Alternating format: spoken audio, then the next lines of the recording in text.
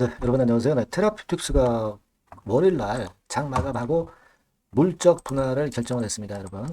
이 물적 분할은 인적 분할과 다르게 주주에게는 악재로 인식이 되는 게 기본적인데요. 네, 과연 우리가 이 테라퓨틱스의 물적 분할을 주주의 입장에서 악재로 여겨야 되느냐?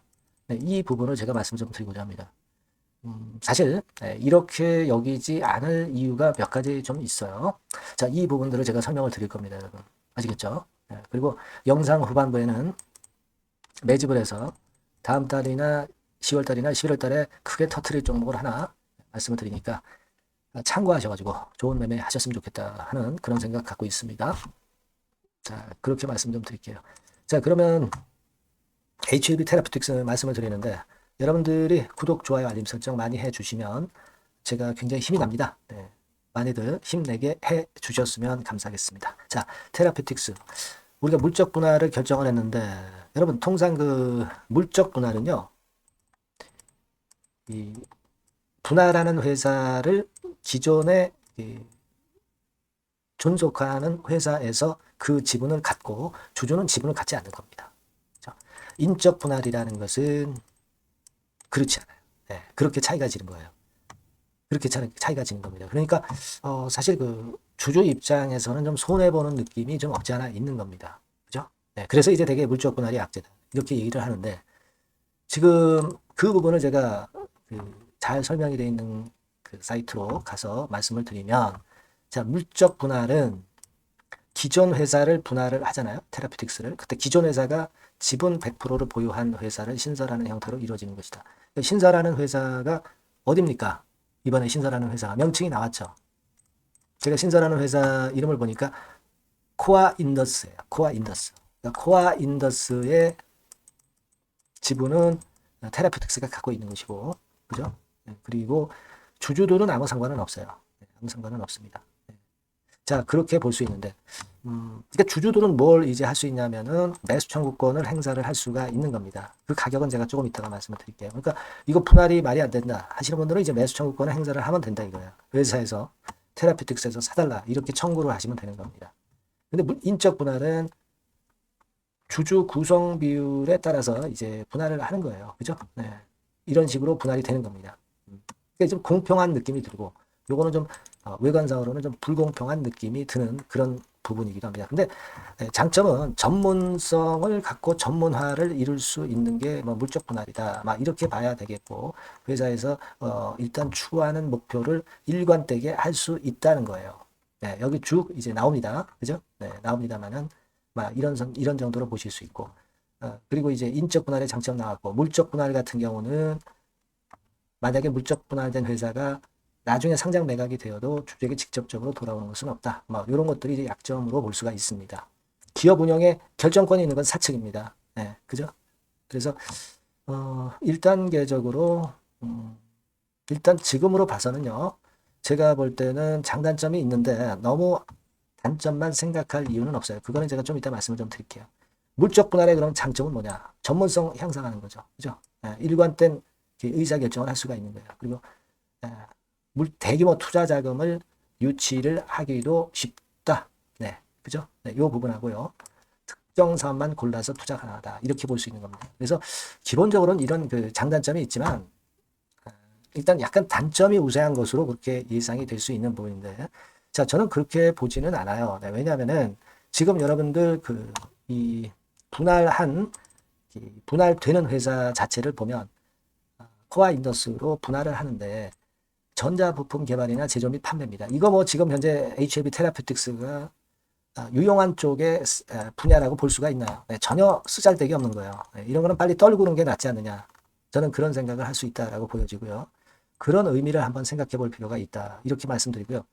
그리고 여러분, 이 매수 청구권 가격이라는 게 있어요. 그러니까 반대하는 분들도 있잖아요. 그런 분들은 쉽게 얘기해서 테라퓨틱스 사측에서 8,911원에 매수 청구를 해주겠다는 얘기, 돈을 지불을 하겠다는 거예요. 근데 지금 주가가 올랐다가 둔화됐지만 9,720원으로 마무리가 됐습니다. 그러니까 이렇게 그 매수 청구권 가격보다 주가가 높은 상태에서는 반대하는 분들이 별로 없어요. 그죠? 네, 반대하는 분들이 별로 없을 겁니다. 왜냐하면 그 장내에서 그냥 팔면 되잖아요. 매수청구권 행사하기보다. 이거는 뭐 매수청구권 행사하면 세금도 양도세 같은 것도 내야 되거든요. 그러니까 그냥 장내에서 9,720원에 팔아버릴 수 있습니다. 그렇지 않겠어요? 그죠? 네. 그럴 수 있는 겁니다. 그러니까 이 매수청구권 가격이 시세보다 훨씬 낮은 상태라고 한다면 이 반대하는 매수청구권도 별로 행사가 안 되고, 그렇다면은 그 분할이 성사가 되지 않고 취소가 되는 경우, 즉 20억 이상일 때는 취소가 될 수 있거든요. 여기 규정에 보면 20억 이상의 매수 청구권이 행사가 안 된단 말이죠. 그죠? 네, 그런 부분들입니다. 여기 보시다시피 20억 정도라는 얘기가 나와 있어요. 네. 그걸 생각할 필요가 있습니다. 그러니까 제가 말씀드리고 싶은 골자는 좀 복잡하게 말씀을 좀 드린 것 같습니다만은, 지금 시세가 이미 올랐어요. 그러니까 8,911원이라는 기준은 지난 9월 20일까지의 시세를 기준으로 이제 평가를 한 가격이에요. 근데 여하튼 지금은 주가가 더 훨씬 높으니까 이 매수 청구권을 8,911원에 사달라고 누가 청구를 하겠습니까? 물론 나중에 주가가 떨어졌을 경우로 봐야 되겠지만, 지금은 매수 청구권의 행사가 안 된단 말이에요. 그죠? 네. 그러니까 이런 얘기들도 있어요. 테라퓨틱스의 주가가 좀 시원찮은 것도 이 매수 청구권 가격을 낮추기 위해서 주가를 일부러 누른 게 아니냐. 그러다가 이게 터져 나오니까 위로 분출하기 시작하는 거 아니냐. 막 이런 얘기들도 나오고 있다. 이겁니다. 그걸 생각해 볼 필요가 있어요. 그래서 여하튼 제가 여러분들한테 당부드리고 싶은 말씀은, 테라퓨틱스는 임상권의 주력을 우리가 하는 것이 제일 중요하다. 여기에서 희망을 보는 게 제일 중요하다. 이렇게 보여지고요. 우리가 이번에 물적 분할 결정을 했지만 이거는 비전문적인 분야를 혹을 띄어낸 거니까 나쁘게 볼 이유는 없다. 그리고 매수 청구권 자체가 지금 현재 시세보다 훨씬 낮기 때문에 이 부분에 대해서 우리가 지금은 생각할 필요는 없다. 나중에 생각하자. 네, 이런 말씀을 좀 드리고 싶은 겁니다. 우리는 OKN이나 RGN 건에 대한 모멘텀을 기대하고 지금 가져가는 거잖아요. 그죠? 그러니까 이 외관적인 이 물적 분할은요, 너무 신경을 쓰지 않을 재료다라고 보여지고요. 그 매수 청구권 관련해서는 제가 계속 그 주가를 보면서 여러분들한테 자문을 좀 드릴 거예요. 아시겠습니까? 그리고 후속 재료도 중요합니다. 이 매수 청구권하고요. 자, 이런 부분들은 계속 제가 조사를 하고 새로운 이야기 뭐가 나오는가를 보고 여러분들에게 좀 더 문자를 주신 분에게는 상세하게 미리 연락을 드릴 거예요. 그게 중요하다고 저는 봅니다. 그리고 긴급하게 진짜 매매 사인이 필요할 때는 순간을 놓치지 않게 제가 말씀을 드릴 거예요. 그게 중요하다고 저는 생각이 됩니다, 여러분. 네. 무슨 말씀인지 아시겠죠? 일단 그리고 반대 의사통지는 11월 2일부터 28일입니다. 이런 부분은 하여튼 차근차근 나중에 또 말씀을 드릴 거고요. 일단 골격만 봐서 제가 말씀을 드린 것이고, 여하튼 지속적으로 업데이트를 빠르게 받아보시는 것이 제일 좋습니다. 네, 테라퓨틱스라고 문자 주신 분에게는 제가 최선을 다하겠습니다. 자, 그리고 제가 매집주 말씀을 드린다고 그랬어요. 네, 요거 말씀을 올릴 테니까 말씀 잘 듣고 대박 내시기 바랍니다. 네, 여러분 매집주 말씀을 드리는데, 매집주라는 것은 조금씩 모아가서 크게 터트리는 종목이죠.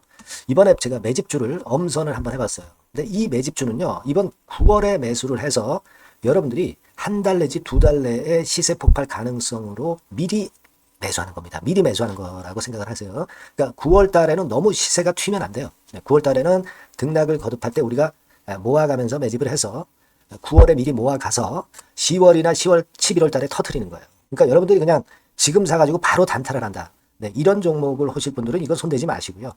이런 정도의 계획을 갖고 계신 분들, 여기에 동의하시는 분들은 매집주 이거 한번 해보실 필요가 있다 이거예요. 네, 그게 중요한 거죠. 여러분들 뭐 단타 매매한다고 해서 그게 돈 됩니까? 따라다니다가 결국 이제 불나방처럼 이제 타 죽는 거죠. 그러니까 우리는 계획을 세워서 매매를 해야 됩니다. 근데 요번에 제가 말씀드릴 거는 이제 특히 워런 버핏형 조건에 만족이 되는 그런 종목들 중에서 하나를 엄선을 했어요. 여러분들 잘 아시지만은 이 워런 버핏이 실적이 제대로 되거나 큰 꿈이 있거나 이런 종목 아니면 손대지 않죠. 부실한 잡주 절대 손대지 않습니다. 그러니까 버핏형 조건을 만족한 종목 중에서 엄선을 하는 거예요. 아시겠습니까? 여러분들 이거 버핏형 조건이 뭔지를 아십니까? 뭐 그래도 여러분들 좀 알고 가셔야 되지 않습니까? 매매하더라도 그죠? 네, 그래서 그 제가 말씀을 좀 드리면 뭐 이런 식이죠. 이런 조건에 합치되는 종목이에요. 그러니까 되게 이 실적으로 봐서 예전보다 증가를 하고 그것이 점차적으로 증가를 해 나갈 가능성이 있는 거. 네, 그런 위주로 버핏은 종목을 좀 찾죠. 실적주는. 그래서 요 조건에 합치되는 종목들입니다. 네, 이런 종목들 중에서 뭐 한 2, 30개 될 거 아니에요. 그 중에서 하나를 제가 선택을 했어요. 네. 예를 들면 여러분 어떤 종목이 이제 그런 종목들이 있었냐 하면은 여러분 그 재룡전기라고 아시죠? 네. 재룡전기 같은 경우도 그 조건에 부합하는 그런 종목이에요. 재룡전기 같은 경우도 그래서 이때 이렇게 급등을 한 것이 물론 이제 재룡전기입니다. 이슈도 작용이 됐지만 워런 버핏형 실적 조건을 만족했기 때문에 더 크게 급등을 해서 결국 한 6배 정도 난 거예요. 네. 실적에다가 이슈까지 이제 플러스 돼서 6배 정도 시세를 이렇게 났던 종목이고 그리고 예를 들어서 보면은 이제 아이패밀리라고 있어요. 네, 아이패밀리 같은 경우도 요것도 그 조건에 부합하는 종목인데 여기서부터 여기까지 시세 터졌죠. 네, 물론 이제 이슈도 가미가 됐지만 결국 그런 식으로 해서 한 서너 배 정도 시세를 냈던 것이 바로 아이패밀리스. 그죠? 네. 그리고 또 하나 예를 들면 여러분들 그 화장품주 중에서 클래시스라고 있죠. 클래시스 같은 경우도 궁극적으로 화장품주 이제 올랐다기보다 화장품주 섹터에 오름세 영향을 받았다기보다는 여기서 이렇게 오른 것은 단독적인 시세를 낸 거죠. 네, 이게 아까 말씀드린 워런 버핏형 조건에 합치되는 종목이기 때문에 이런 큰 시세를 낸 거예요. 아시겠습니까? 네. 요런 종목들처럼 이번에 여러분들이 그런 종목 중에서 한 종목 정도를 잘 선택하는 게 좋은데 제가 고심을 하고 이 조건에 합치되는 종목들 중에서 한 종목을 역시 발견을 했어요. 그래서 요거를 제가 설명을 좀 드리려고 하는 겁니다, 여러분들. 네. 자, 주가 수준은요. 요게 그 너무 비싸면 여러분들 또 손 안 나가시죠. 네, 3,000원에서 7,000원 정도의 적정한 낮은 가격대예요. 그래서 여러분들이 관심을 가질 수 있는 그런 정도의 저렴한 주가 수준입니다. 시가총액은 800억 내지 1,700억 범이기 때문에 가볍죠. 네, 가벼운 게 멀리 날아가는 겁니다. 그죠? 우리가 뭐 10% 20% 먹으려고 들어가는 건 아니잖아요. 그죠? 네, 목표 가격이 현 시세 대비해서 더블 정도를 목표로 하기 때문에 그런 정도라면 좀 가벼워야 된다는 거죠. 네, 그런 측면이고 제약바이오 헬스케어 섹터입니다. 근데 여러분들이 그냥 꿈만 갖고 있는 제약바이오 헬스케어 종목들은 필요가 없어요. 네, 리스크가 일단 없어야 돼. 그죠? 리스크가 없는 쪽에서 실적이 겸비가 된 거. 아까 워런 버핏형 조건이 이제 바로 그거 아닙니까? 예, 그런 쪽에서 제가 선택을 해봤어요. 유보율 같은 경우도 400 내지 600%대. 높은 건 아니지만 재무적으로 안정되어 있다는 거죠. 타인 자본 많이 안 쓰죠. 부채 비율이 한 40%, 70%대니까. 이런 종목입니다. 그래서 이게 분기 역사상 최대 매출을 기록을 했고요. 금년도 예상 영업이익은 작년에 무려 더블이에요. 네, 더블 정도 예상됩니다. 그렇기 때문에 아까 말씀드린 워런 버핏형 조건에 만족이 된 거고요. 예. 자, 일봉 차트를 보여드리면 이런 식이에요. 네, 이런 식으로 해서 여기를 막 뚫어내려고 그러죠. 근데 너무 직방으로 쭉 가버리면요. 그러면 못 잡아요. 매집이 안 되지. 그러니까 이렇게 등락을 하면서 올라가는 게 좋기 때문에 지금이 아주 좋은 타임이다. 이런 생각 갖고 있습니다. 여러분. 주봉 차트로 보시면 주봉 차트는 이런 모양이에요. 여러분들 뭐 차트 많이 보셔서 아시지만 밑에서 받쳐주고 결국 여기 뚫어내면 큰 시세 내죠. 근데 여기가 걸리지 않느냐 생각할 수 있는데 실적이 계속 정정하기 때문에 이 고점은 의미가 없어요. 이 고점은 실적이 지금보다 못할 때의 고점입니다. 이건 충분히 뚫을 수 있다고 보셔야 돼요. 자, 요런 유의 종목이라는 거 말씀 좀 드리고 싶고요. 예, 일주일 전부터 외인이 입질이 시작돼서 타이밍이 딱 맞습니다. 그죠? 너무 급하게 매수를 해 나가면 안 돼요. 그죠? 예, 그러면 모아갈 수 없죠. 입질을 시작한다는 얘기는 사고 팔고 한다는 얘기예요. 그러나 약간 사자가 많기 시작하는 그런 조짐이 있다는 얘기입니다. 아시겠죠? 요거 여러분 꼭 잡으셔야 돼요. 네. 매집주라고 꼭 문자를 주신 분들에 한해서 제가 타이밍과 종목명 그리고 앞으로 매수 매도 타임 말씀드릴 겁니다. 요번에 번호가 바뀌었어요. 네. 요 번호로 매집주라고 문자 주시면 제가 최선을 다해서 여러분들을 끝까지 케어를 할 겁니다. 아시겠죠? 네. 꼭 성투하시기 바랍니다.